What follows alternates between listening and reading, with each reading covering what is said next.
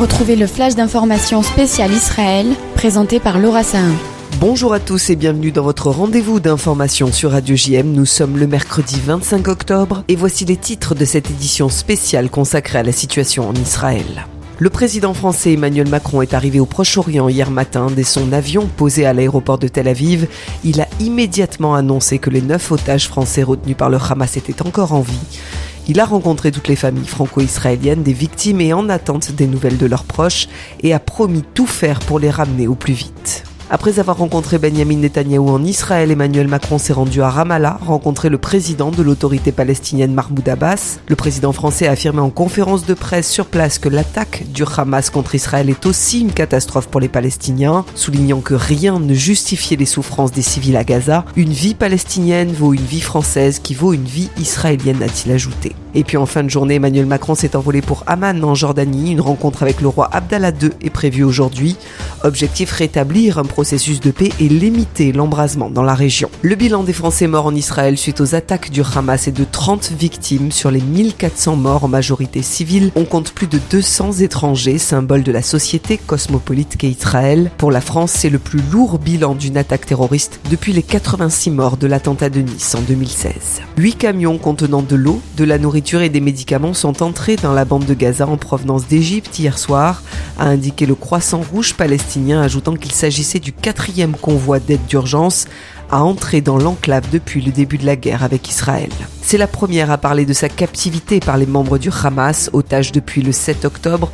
Yocheved Lishvitz, 85 ans, a été libéré lundi soir avec Nourit Cooper, 79 ans, également originaire du kibbutz Nir Oz. Installée sur une chaise roulante à côté de sa fille, elle a affirmé à la presse, je cite, « J'ai traversé l'enfer ». Elle a ajouté que les terroristes avaient pris en compte tous ses besoins et s'assuré qu'elle reste propre et qu'elle ait suffisamment à manger. Hier après-midi, sur le parvis de Notre-Dame de la Garde, un rassemblement organisé par les supporters des South Winners a réuni près de 100 personnes pour véhiculer un message de paix. Alors que le conflit entre Israël et le Hamas fait rage au Proche-Orient, Rachid Zeroual était présent pour montrer avec ses supporters l'importance d'une paix gardée. Il nous explique le pourquoi de ce rassemblement avec un de ses supporters au micro de Nathan Sperling. J'ai toutes les communautés, j'ai toutes les races, j'ai tout. Il y a de tout chez nous. Il y a toutes les couches sociales, voilà, et tout le monde s'entend très bien. On est là pour une seule voix, c'est l'OM, dans les tribunes. Et dans notre ville, il faut que ça soit pareil, que ça le reste. Ça l'est, mais il faut insister sur ce cas de figure que, voilà, pas de dérapage, les mecs. Ne vous laissez pas emporter par les émotions. Et voilà, restons tous à notre place et respectons-nous tous ensemble. Voilà. On vit ensemble depuis qu'on est petit et il faut que ça reste comme ça, tel quel.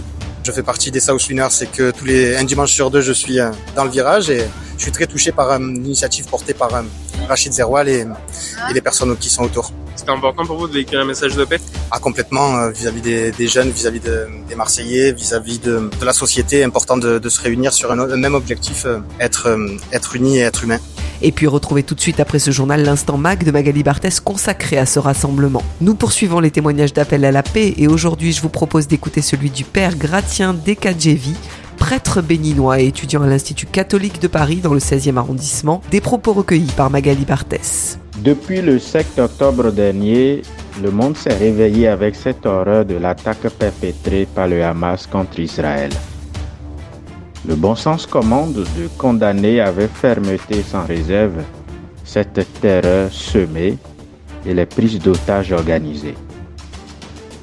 Malheureusement, la riposte légitime d'Israël n'est pas sans conséquence, puisqu'on peut déplorer aujourd'hui la mise en état de siège de Gaza, avec le drame que subissent les civils gazaouis qui se retrouvent sans eau, sans électricité, sans nourriture, et qui plus encore servent de bouclier humain pour le Hamas. Toutes les vies humaines se valent et seul un cessez-le-feu peut aider à retrouver le sens du dialogue bénéfique pour tous. Au lieu des polémiques politiciennes, aidons par tous les moyens ces peuples du Proche-Orient, condamnés à vivre ensemble, à retrouver la paix. La paix et rien que la paix. Je vous donne rendez-vous à 13h avec l'invité de la rédaction. Aujourd'hui, je reçois Daniel Knoll, fils de Mireille Knoll, assassiné en mars 2018 chez elle. Avec son association en hommage à sa maman, il tente de faire reculer l'antisémitisme. Il nous dira ce qu'il pense de la multiplication des actes antisémites depuis le 7 octobre. À tout à l'heure à 13h sur le 90.5. Enfin, n'oubliez pas tout de suite après ce journal, le magazine d'information L'Instant Mag. Beaucoup sont ceux qui multiplient les appels au calme et prônent le dialogue intercommunautaire. C'est dans cet esprit que des supporters de l'OM, des représentants des 3 religions monothéistes se sont réunis hier après-midi sur le parvis de Notre-Dame-de-la-Garde pour promouvoir un dialogue apaisé. Reportage à suivre de Magali Barthès. À tout de suite sur Radio JM. Vous venez d'écouter le flash d'information spécial Israël présenté par Laura Sahin.